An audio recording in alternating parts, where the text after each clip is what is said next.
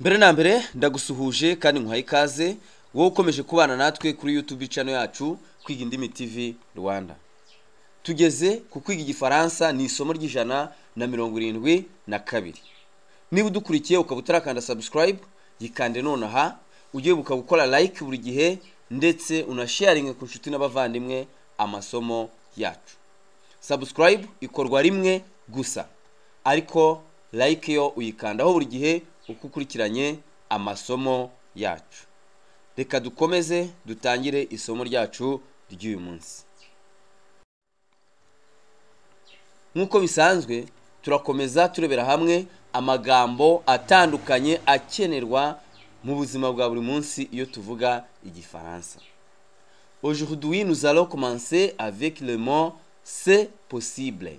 Uyu munsi tugiye gutangira kuri iri jambo. Iyo uvuze c'est possible uba uvuze ngo birashoboka. C'est possible mu gifaransa, mu kinyarwanda birasobanura ngo birashoboka.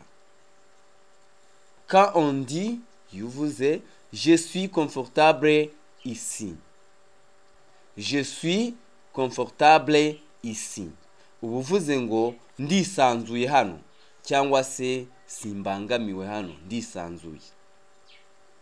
Quand on dit c'est bon ni byiza. C'est bon ni byiza. Et ici nous avons c'est très bon. C'est très bon. Ni byiza cyane. Iyi très ivuga cyane. Twavuga c'est très bon ni byiza cyane. Ici nous avons c'est acceptable. C'est acceptable. Biremewe. Iyo uvuze uti c'est acceptable uvuze ngo biremewe. Quand on dit pour moi, kubwanjye.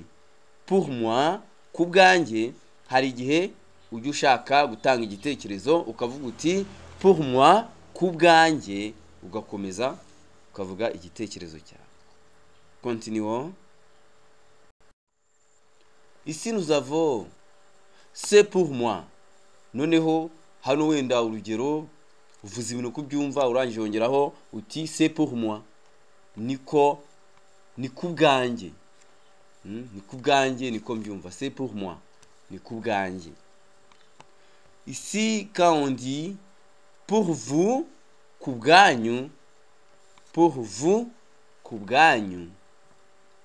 Ici nous avons c'est pour vous. Iyo uvuze uti ni kubwanyu, c'est pour vous. Mutanze ibitekerezo urangije umuntu arabwira ati c'est pour vous. Aho ni kubwanyu. Ici nous avons ce n'est pas pour moi. Ce n'est pas pour moi. Hano uvuze uti si kubwanjye. Ce n'est pas pour moi. Si kubwanjye. Ici quand on dit comme si, nka gutya. Comme si, nka gutya. Fais comme si. Urugero ubwiye umuntu uti fais comme si uvuze ngo kora nka gutya. Continuons. Ici nous avons comme ça. Comme ça, nka gutyo. Fais comme ça. Kora nka gutyo. Ici nous avons c'est comme ça. Ni nka gutya. C'est comme ça. Ni nka gutya. Ici nous avons ce n'est pas comme ça. Iyo duhakana turavuga tuti ce n'est pas comme ça. Suko cyangwa se si nka gutyo. Ici nous avons ce n'est pas possible pour moi. Ce n'est pas possible pour moi. Ntibishoboka kuri njye. Ce n'est pas possible pour moi. Ici quand on dit je regrette, ndicuza. Je regrette, ndicuza. Ici quand on dit je regrette mais ce n'est pas très. Je regrette mais ce n'est pas très. Ndicuza ariko si cyane. Continuons. Ici nous avons différents. Différent ivuga bitandukanye. Reka turebe mu rugero hano. Ce n'est pas très différent comme ça. Ntibitandukanye cyane n'ibyo. Ce n'est pas très différent comme ça. Ntibitandukanye n'ibyo. Ici nous avons important. Important gifite umumaro. C'est important. Gifite umumaro. Exemple, c'est très important pour moi. Bifite umumaro cyane kuri njye. C'est très important pour moi. Bifite umumaro cyane kuri njye. Continuons.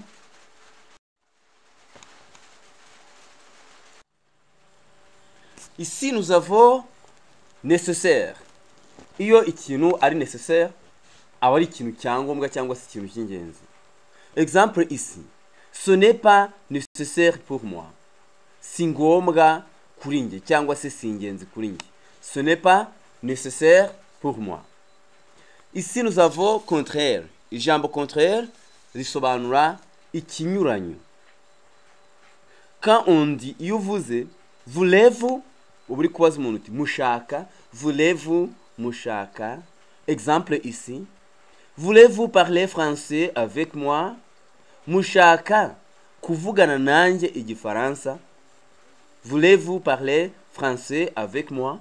Mushaka kuvugana nanjye igifaransa. Continuons. Ici nous avons un autre exemple, indi urundi rugero. Voulez-vous venir avec moi? Voulez-vous venir avec moi? Mushaka kuzana nanjye. Voulez-vous venir avec moi? Ici nous avons manger. Manger ivuga kurya. Exemple ici. Voulez-vous manger? Mushaka kurya. Voulez-vous manger? Mushaka kurya. Ici nous avons voulez-vous venir manger avec moi?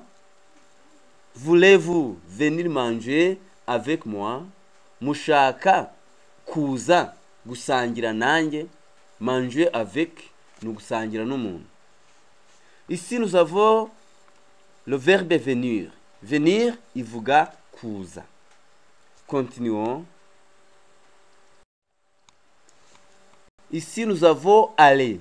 Aller ivuga kujya cyangwa se kugenda. Noneho twavuga ngo u, iyi u ibaza irabaza ngo he cyangwa hehe. U. Exemple ici. Où voulez-vous aller? Mushaka kujya he? Où voulez-vous aller? Mushaka kujya he? Ici nous avons où voulez-vous aller manger? Mushaka kujya kurira he? Où voulez-vous aller manger? Mushaka kujya kurira he? Ici nous avons le mot ce soir. Ce soir bivuga uyu mugoroba. Ce soir uyu mugoroba. Exemple ici. C'est pour ce soir. Ni by'uyu mugoroba. C'est pour ce soir. Ni by'uyu mugoroba. Continuons. Ici, nous avons écouté de la musique. Écouter de la musique. Gutega amatwi umuziki cyangwa se kumva umuziki, kumva indirimbo. Ici, nous avons regardé la télévision. Regardez la télévision. Kureba télévision. Ici, nous avons la lecture. La lecture. Isoma cyangwa se ugusoma. No mu gitabo muri Bibiliya iyo tuvuze ngo isomo, c'est la lecture. Ici, nous avons le football. Le football, umupira w'amaguru, c'est le football. Ici, nous avons j'aime écouter la radio. J'aime écouter la radio. Nkunda kumva radio. J'aime écouter la radio. Nkunda kumva radio. Cyangwa se nkunda gutega amatwi radio. Ici, nous avons j'aime le football. J'aime le football. Nkunda umupira w'amaguru. J'aime le football. Continuons. Ici, nous avons mon père. Mon père, ivuga papa wanjye. Mon père, papa wanjye. Twavuga ton ami, inshuti yawe.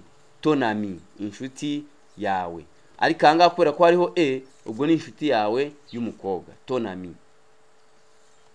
Ici, nous avons son père.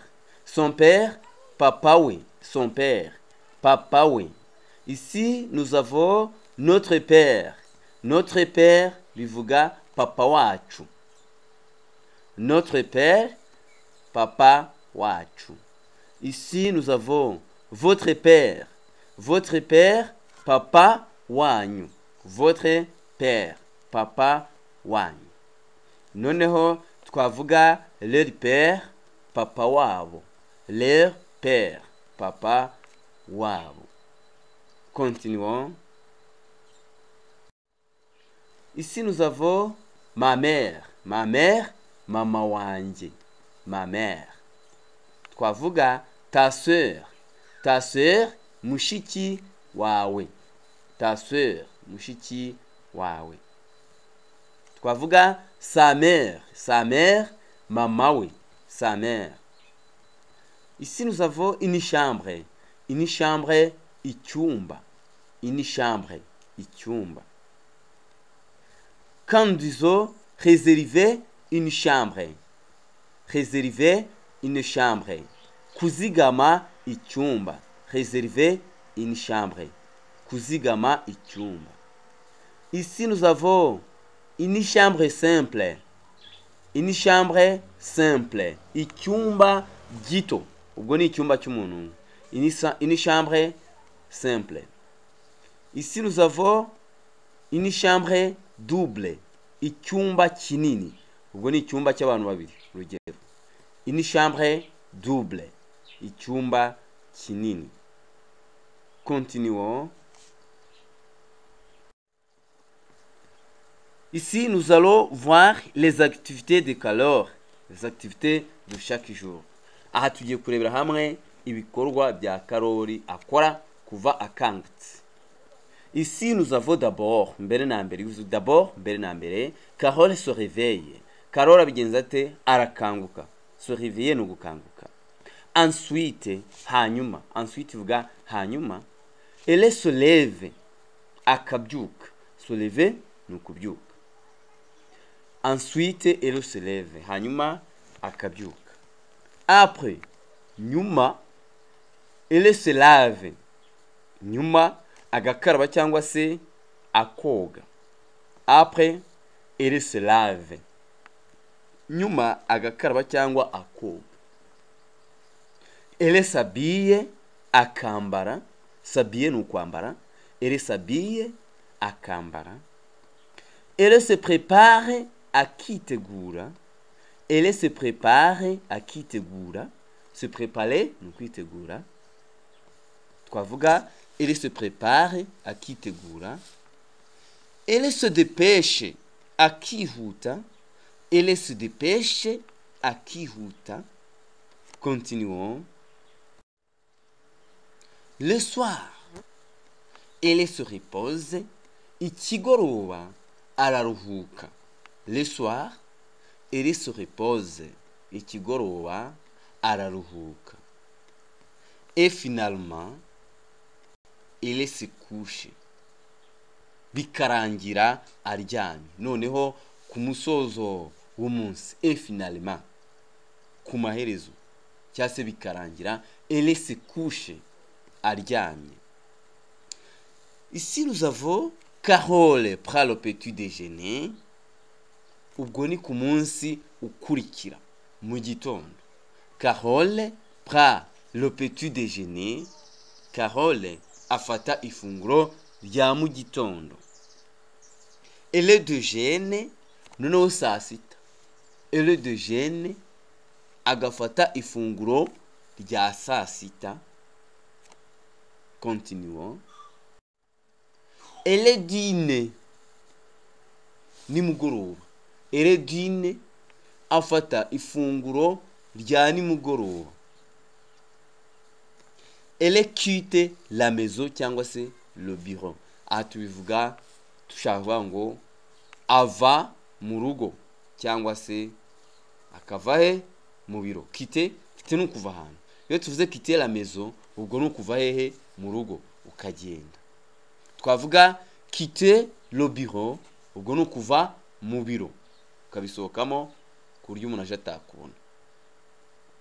Noneho twavuga elle arrive à la maison. Elle arrive à la maison cyangwa se elle arrive au bureau. Agera mu rugo cyangwa se agera mu biro. Merci beaucoup mes chers amis. Reka tubonane ubutaha mu isomo bikurikira.